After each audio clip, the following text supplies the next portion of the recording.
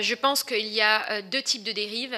Il y a la dérive par méconnaissance, parce qu'aujourd'hui, on est vraiment lié qu'au code de la consommation, mais c'est à la fois très grand, parce que le code de la consommation est très grand et il faut être honnête, pas tout le monde ne le connaît par cœur et pas tout le monde a cette analyse. Je pense qu'il y a un problème de formation pour nous tous. Donc on essaie de faire du mieux qu'on peut pour s'entourer et être encadré.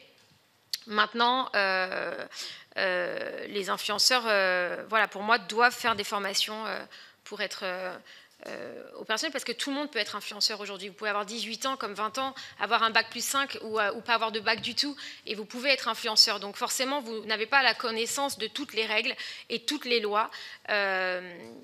Donc il faut les former, et surtout qu'Internet est un milieu vaste où vous avez tellement de dérives, c'est-à-dire qu'on a rencontré par exemple, il y a eu le dropshipping. Le dropshipping, c'est quelque chose de légal, mais où il y a des dérives. Malheureusement, il y en a beaucoup plus que de personnes qui font du dropshipping correctement. Donc là, ça a créé beaucoup de problèmes. Mais quand on s'en aperçoit, des fois, c'est souvent trop tard.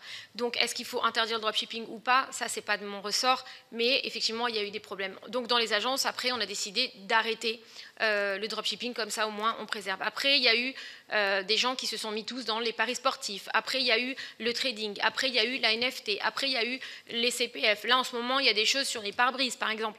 En fait, j'ai l'impression que sur Internet, il y aura toujours des gens qui sont malveillants, qui vont trouver une faille pour mettre en application leurs dérives à travers des sites Internet. Et je pense qu'il faut qu'on soit accompagné là-dessus pour être prêt à ce genre de choses et avoir des alertes immédiates.